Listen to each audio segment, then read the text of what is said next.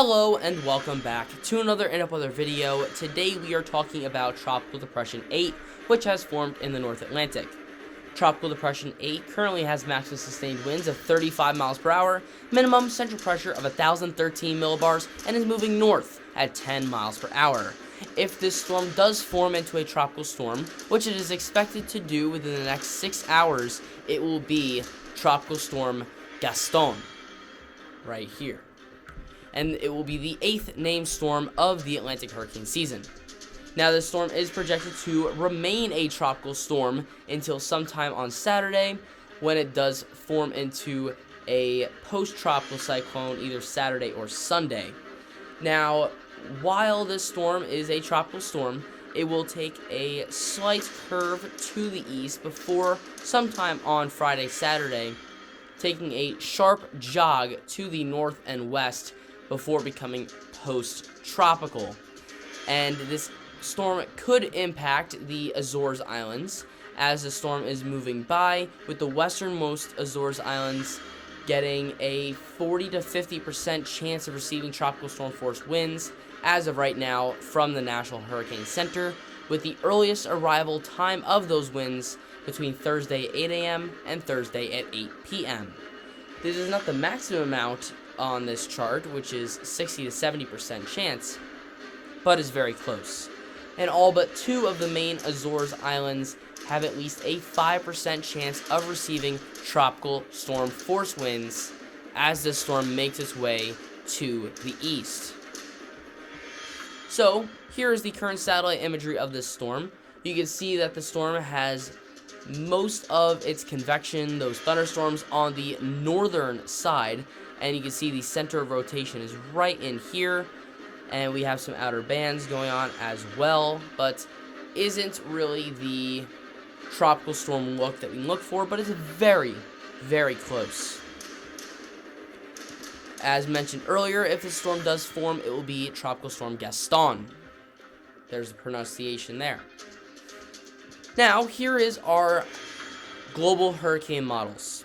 And in general, this storm is going to be moving to the north and the northeast after about 24 hours from now, and then almost directly to the east after 48 hours from now. But after that point is where things get a little fuzzy, because there are a few models here that have the storm curling back to the west, kind of making a counterclockwise loop. But there's also a few models that have it taking that northwest jog right around that 72-hour mark, which is what the National Hurricane Center is predicting this storm to do. You can see that their forecast track line has that jog off to the north and west. So these individual spaghetti strands are showing those two possibilities, but there, of course, is going to be a little bit of differentiation between them. Here's the GEFS ensemble model, showing that turn to the east, and then that jog to the northwest, and then a curl back towards the east.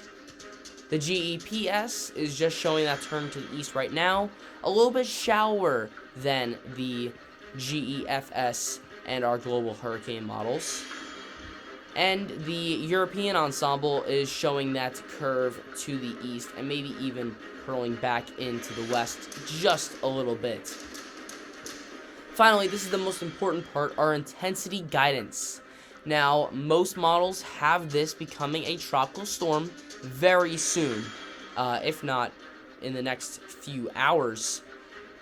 But some models have this remaining a borderline tropical storm, maybe dipping back down to a tropical depression and then re-strengthening, while others have this storm becoming a stronger tropical storm before dipping back down at about 144 hours. So there's definitely a difference here in the next 5 days on whether this storm will be a stronger tropical storm or a weaker one. So here is the HWRF hurricane model, and we can see our Tropical Depression 8 here, and currently at 1,014 millibars, which is very close to the current conditions. And the HWRF does have this slowly starting to drop in that millibar count. A drop in millibar count does show the strengthening of the storm. You can see here by, this is 11 a.m.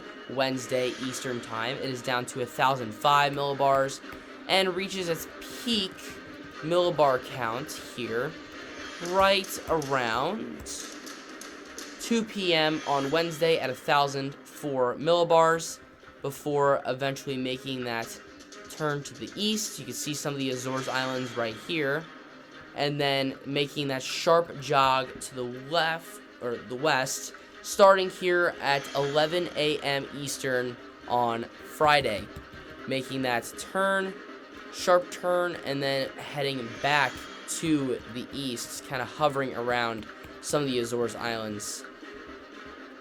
So here's just a broader scale here. Here is TD8. This is our max wind speed up here, and our minimum millibar count up here. So we can see that as the storm makes its way towards the Azores, it reaches that peak intensity here around 11 a.m. on Wednesday Eastern Time. So right around it reaches its maximum strength. It reaches that maximum intensity. And as the storm makes its way towards the Azores, you can see that things get a little bit lower on the wind speeds here. We can see right up here, our max wind is at 35 knots, which should be close enough for a tropical storm, but most of the wind speeds here are below the tropical storm force threshold. But the storm does strengthen a little bit again as it starts to move off to the north and west.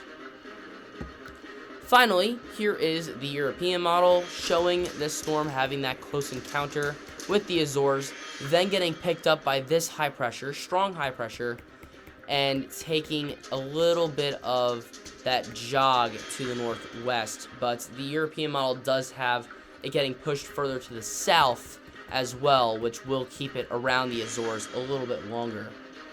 So, speaking of the Azores, let's take a look here at the total accumulated precipitation, which we can see here the western Azores could pick up at least a half an inch, if not more, and areas just north of the Azores could possibly pick up over 10 inches of rainfall.